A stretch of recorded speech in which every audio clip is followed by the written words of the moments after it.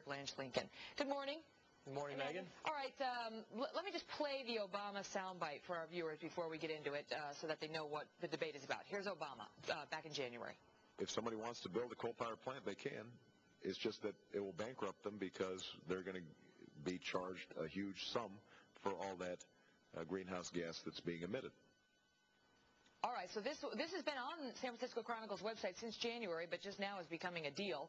Kevin, might this actually hurt him? It's probably not a great thing to be saying you're going to bankrupt the coal industry. No, it's probably not a great thing to say, but I'm somewhat skeptical that it's really going to be a game changer here in these last 30 hours that are left before votes start being tabulated. Because, I mean, look, you'd have to assume that the 4% to 8% of undecided voters are holding out their vote because they're going to be persuaded on the issue of coal policy, and I think that's probably very unlikely. I mean, even in places like Ohio, Pennsylvania, West Virginia, where you rightly pointed out that those are coal-producing states where it's a big issue, you know, a lot of that argument has already been had. Joe Biden has made very controversial comments about the coal industry, and the McCain campaign rightly then seized on that and hammered home on it and made sure that the phone calls, the mail, and the messaging was all reaching voters who are going to be persuaded by that issue. Yeah, and Kelly, I'm going to let you respond, but first he mentions the Joe Biden comment. I'm going to play that, and then I'll get you to respond to both. Okay.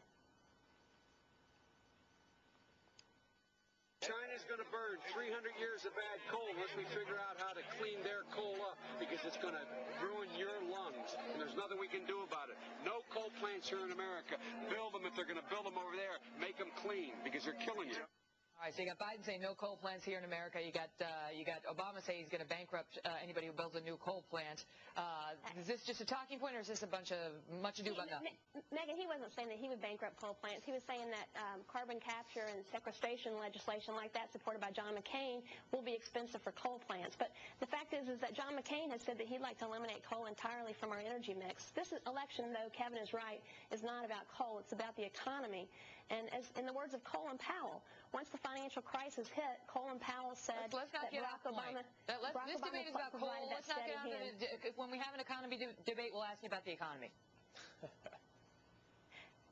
John McCain has supported carbon capture and sequestration legislation that would have the same impact that Barack Obama and Joe Biden were talking about. How about that, Kevin? She raised a good point, which is John McCain also supports cap-and-trade policy. And just so our viewers know what this is, it's where there's an overall limit for emissions, and the companies that pump out a lot of emissions would have to buy credits from companies that don't pump out as many emissions so that they could do it. So anyway, both candidates favor that. So where does the attack come from? Well, no, I think that's a good point. Hey, look, John McCain is not he's not the perfect candidate on the issue of coal for a lot of these voters, but he's the better candidate than Barack Obama. And I think ultimately what voters are going to look at is a contest of ideas, a contest of the vision of where they're going to take the country when it comes to energy policy. And I think by far John McCain has put together a more detailed plan.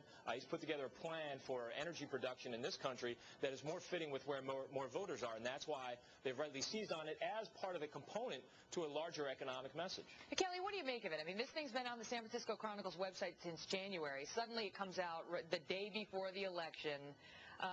You know, is this somebody just trying to take a shot unfairly?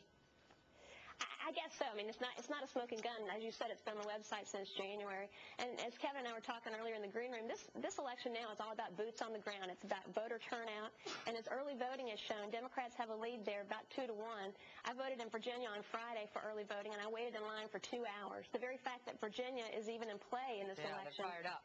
is big news. But let me ask you about Pennsylvania, because that's obviously a critical state, and Ohio's a critical state, and it could come down to a small margin of votes.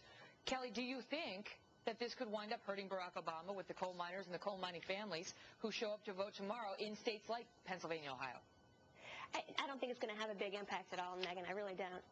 Okay, and Kevin, I'll give you the last word. Well, yeah, I think what's really going to make a difference with those voters is the fundamental argument that John McCain just made during his speech down in Tampa, is that you have somebody who wants to spread the wealth versus John McCain who wants to create more wealth. That's the fundamental argument. Now you're going into the economy, and I cut her off. It's all about the economy. It's about the economy. Oh, we'll do that debate tomorrow. Today we did coal. Okay. Kelly and Kevin, thanks so much for being here. All right. There were new concerns.